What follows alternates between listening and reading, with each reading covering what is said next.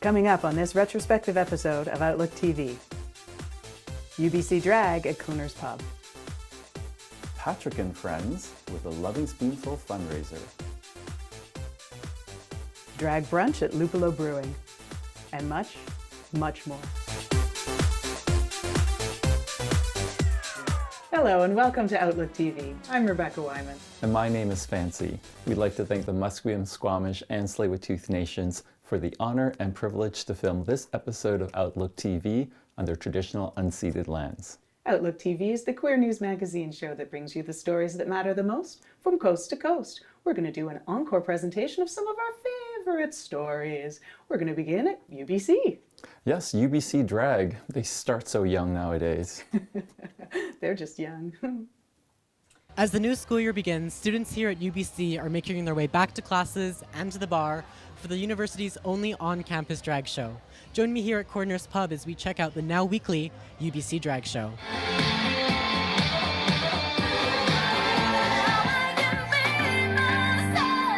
We started about a year ago now. I had always had the dream of having a kind of queer nightlife space on campus, having a drag show. And my dream was to have it before COVID really came in and started. I had plans to have a show, like it was almost going to happen, and then everything got canceled. When things came back online just before I was about to graduate, I figured now was like my chance to get everything to happen.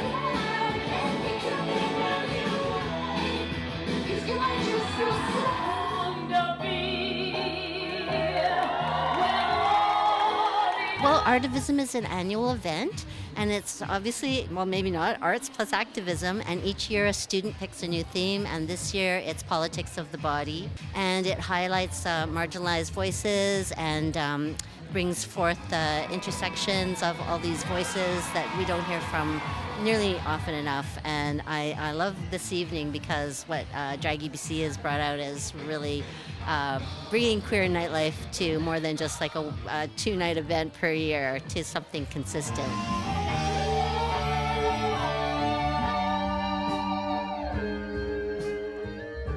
Existing as like a plus-size person in the queer scene means that we are so constantly shoved down images of thin, white, like gay people as the standard. So I love, and I know that plus-size audiences love seeing me, because like I take my clothes off, I shake my belly, like I grab it, because every single inch of me is sexy, is like worthy of love and affection, even when I'm like not taking my clothes off. So artivism, like body politic, is just like really important, I think, for the queer community.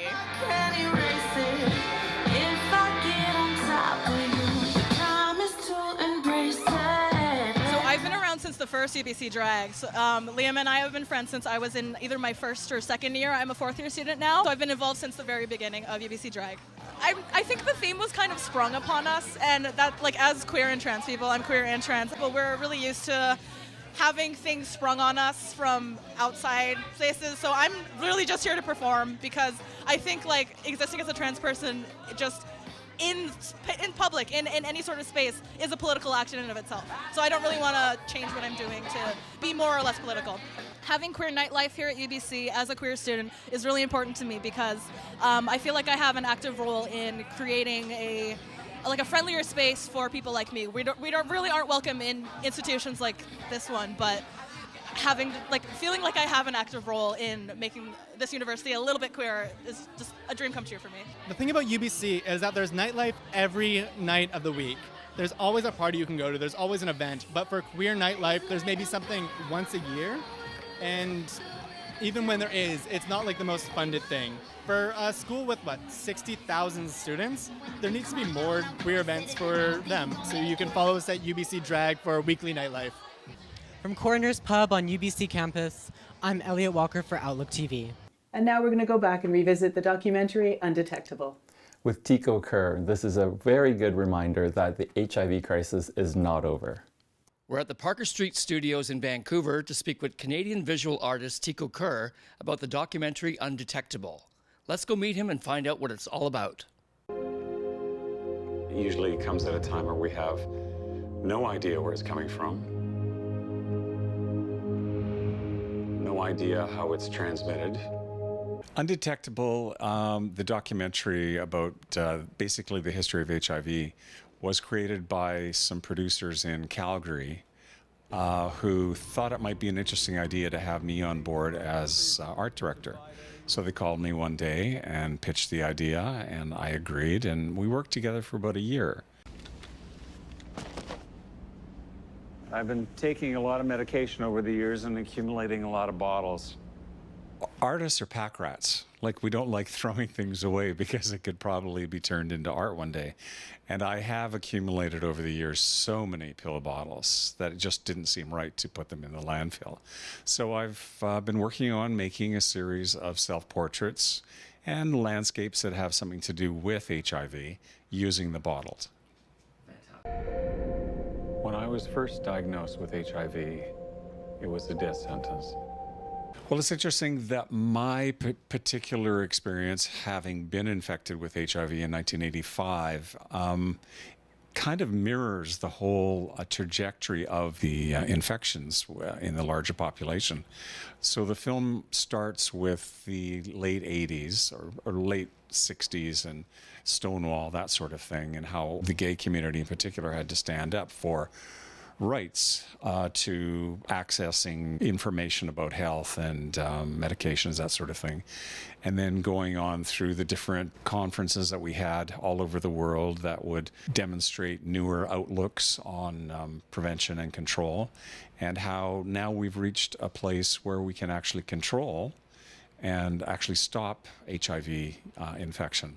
The unfortunate thing is that we don't seem to have the political will to make that happen. We happen to be living in a really progressive province of British Columbia, and led by Dr. Julio Montaner and the BC Centre of Excellence, who has formulated a very progressive idea that getting as many people on the medications will stop the transmission and will stop the infection rates of HIV. So that British Columbia is the only province in the country where the infection rates are dropping steadily, and everywhere else in Canada, they're still climbing.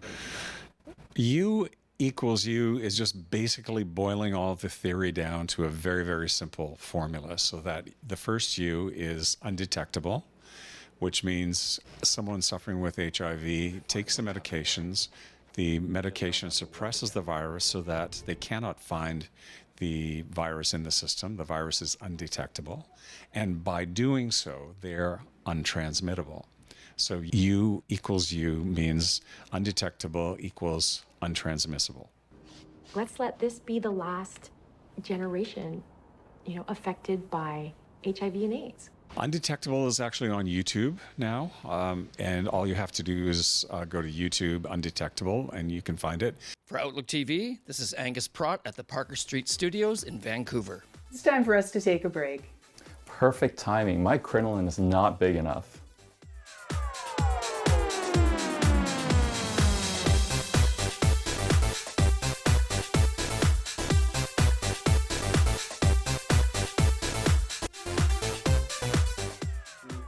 Welcome back. You're watching Outlook TV. We are exploring a different type of medicine, the Indigenous medicine, and Patrick's got the story. Today we're at the CBRC to find out what the Medicine Bundle is all about. It's an initiative started in BC by two-spirit people for the Indigenous community. Let's go find out what it's all about.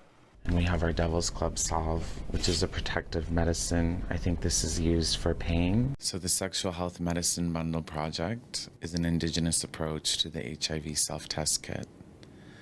So under the concept of two-eyed seeing, we recognize the effectiveness of Western sexual health tools, but implementing them into our own communities, and so our own traditional medicines matched with Western sexual health resources, putting it in a, culturally safe approach, such as the Medicine Bundle. It's a spiritual approach to our sexual health, realizing that sexual health for us is a lot more than just physical. And then we have our white sage, and we have our matches and our little smudge bowl. It's really great to be part of Two-Spirit team. I'm Two-Spirit. Everyone on the team is Two-Spirit. That to me is so amazing to be around peers and to be working with Two-Spirit folks. We worked together to create this project and created it by Two-Spirit folks for Two-Spirit folks. So soul satisfying to do this work. It's rare, unfortunately, that this kind of program by Indigenous Two-Spirit folks for Indigenous folks doesn't happen all the time. So I feel really honored and grateful to be included in this and to get to lend my voice and my love and my care to our Indigenous family. We have our HIV self-test kits. The first people that I reached out to for this medicine bundle to help get the word out was actually grade 12 grads of high schools, in particular Indigenous educators, and possibly, at least for those that were 18 plus, I thought it would be really wonderful if they were to receive a medicine bundle as a graduation gift. When leaving high school, I feel like that would be a wonderful time for me to have received like that cultural care and like sexual health knowledge, just like all wrapped into one. Those are all very taboo topics, and I think this medicine bundle is really great at destigmatizing a lot of sexual health that has been made taboo over the years. So we've had the opportunity to promote our project at Indigenous Gathering. We've had really positive and enthusiastic feedback from other Indigenous organizations, more specifically within the province of Saskatchewan and Manitoba. And with the DBS, we give an instruction manual on how to use the DBS test kit at home. It's been my experience that, after educating myself and reaching out for help to other Indigenous and Two-Spirit people, I was able to begin navigating the healthcare system and getting the healthcare that I needed.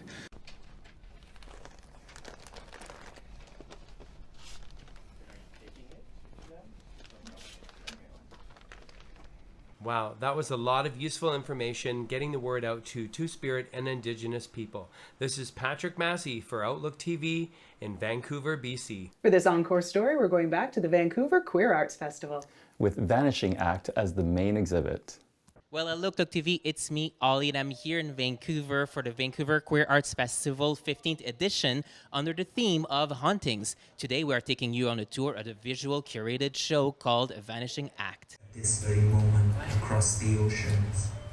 The theme Hauntings, it talks about erasures, it talks about communities and people who haven't been given the platforms that they necessarily deserve.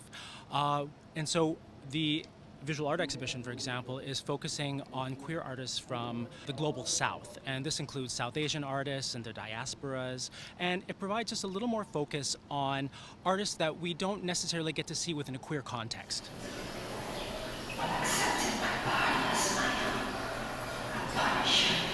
But I would say that the things that leap out to me immediately are a work that we have in the Sum Gallery on the 4th floor by Hank Yanagasi. And Hank is a Berlin-based artist who is visiting us this week, and they've been in the gallery this whole past week painting a mural on the wall. It's very beautiful. I would also say Electra KB's installation on the 3rd floor is incredible too. It's very multimedia, it's got beautiful visuals. They've done an incredible job of recreating this entire environment in there. It's really immersive.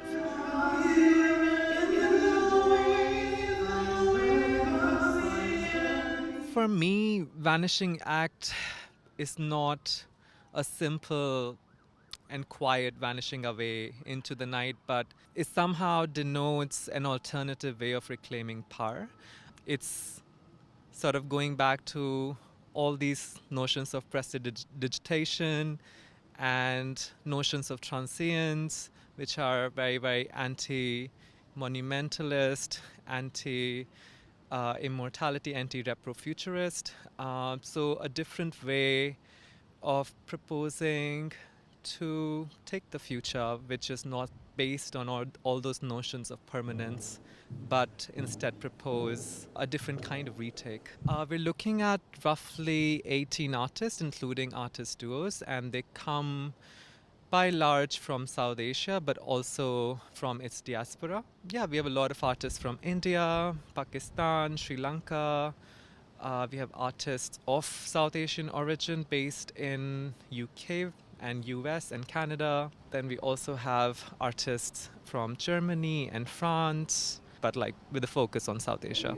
This much oppression I've never seen. I like it by your views, like free independence. We're talking about communities that aren't necessarily in the queer spotlight. For me, I've learned a lot about what queerness means in different parts of the world. And I think that's probably the thing I take away the most from with the visual art exhibition and a lot with our programming as well at the Roundhouse. Make sure that you head out to queerartsfestival.com to know what's going to happen this year at the Queer Art Festival in the Sum Gallery. For Outlook TV, this is Ollie. It's time for us to take another break. My crinoline is successfully bigger.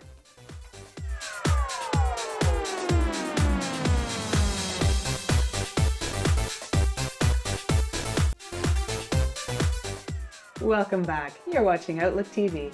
We're headed to Hollywood, but in Vancouver, with a Loving Spoonful fundraiser. We're here at the Hollywood Theatre in Kitsilano, where a variety show is about to happen, a fundraiser featuring a lot of different talented folks, raising money for a loving spoonful.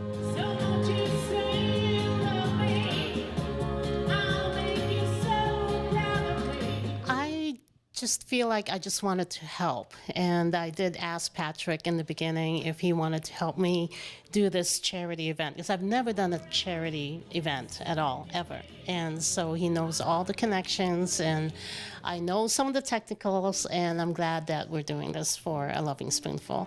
Everybody, hear the waves crashing below, love the smell of the ocean. I just went to some of my friends that I knew were some of the top in the city, and I asked them if they would come in support of a Loving Spoonful, a charity that is near and dear to my heart. I try to do a benefit for an AIDS-related charity every year, but the pandemic put a stop to that. So this is the first one that we're getting to do, and everybody said yes. So tonight is all about community, helping community. That's what Pride is about for me this year. And a Loving Spoonful is an integral part of our community that gives over 200,000 meals every year. And so we need to support them. The government's cut a lot of the funding. So this is all about community coming together to support a community-based charity that's been around since 1989. So it is not about any one person here. It is about the charity. So a Loving Spoonful. So if you can't come, or if you can always send in a donation if you're catching this after the fact.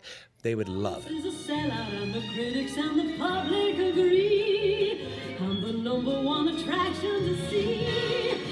In 1986, I was the first person to raise funds for Easter to start Loving Spoonful. We used to cook on top of Denman Station every week and then send out food, drive it out ourselves. So I've been involved since the inception of this, and I really believe that Loving Spoonful is one of the most necessary and vital things in our community. It's about quality of life. We need to be supporting everyone. So I'm here. Think fast, what to do, how do we climb the tower when we're not in view? Locked down, insecure. Important to have a fundraiser like this, because through the pandemic we were able to access emergency funding, but since then that funding has kind of disappeared, and so we're not putting on events yet, and we desperately need some money to be able to keep providing meals right here in our community. So usually we have 4 really, really large events a year. So the fact that Patrick took this on and all the people who are here supporting us, we couldn't be more thankful.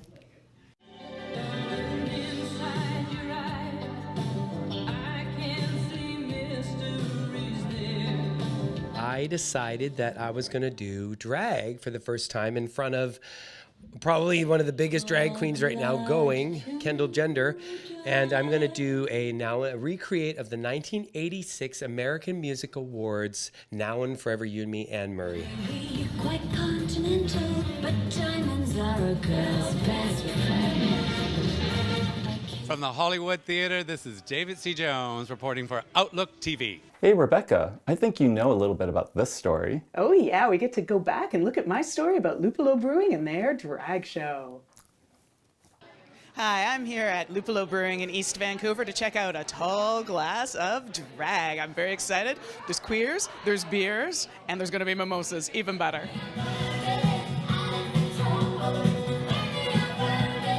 We're always looking to do new things here and have new people down, and it was just such a great opportunity to work with such a wonderful crew of performers who put on such an amazing show. And so yeah, I mean, opening the doors to the rest of the community, come on in, you're welcome here, and everyone should feel safe and welcome and respected here, and that's, again, really important to us. So.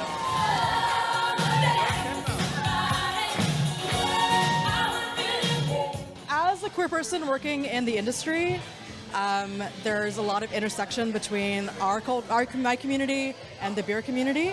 There's a reason why queers and beers rhymes, because they are very well connected.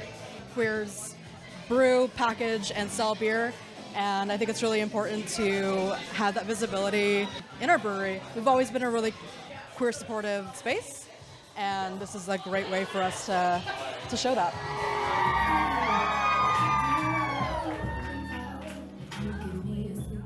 It's important to queer up a space that's historically not been a queer space for us. East Van is a very queer-friendly environment, but sometimes breweries aren't. So working with my dear friend, the iconic Chandelier, I think we're going to do some good work here. And we're going to invite people to come see drag, come to a brewery, and maybe blow some minds in the process. In my line of work, there's so many folks who just want to have a list of words and phrases to say so they know what to say and not get in trouble. Cool. Put the work in. Keep learning, keep educating yourself, and keep opening your space up to events like this and getting people in who may not be typically welcome in these spaces. If you're going to have a queer event, first of all, queer people have money.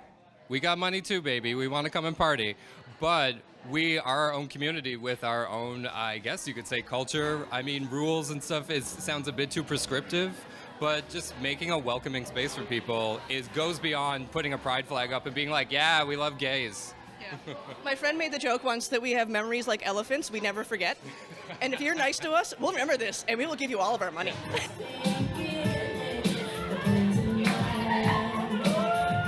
How do I feel about being in the brewery today? I feel damp, I feel moist, feel excited. Very excited and ready to have fun. Straight guys here because I love robbing heterosexual men of all of their money, finances, and property. It's always fun to shock a new audience and to have fun with it. It's really special to be in a brewery here today because although you'll be gassy later, I'm gassy now. And something tells me that it'll be forgivable from the audience we have here today at Luppolo Brewery on Venables.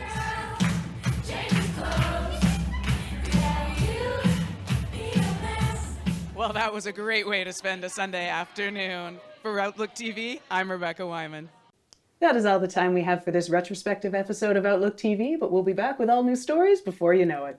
And while you're looking for a crinoline that's as big as mine, why don't you check us out on all our social media platforms, and better yet, consider volunteering with us. We do love volunteers. And crinolines. Thanks so much for joining us. I'm Rebecca Wyman. And my name is Fancy. Stay safe, Canada.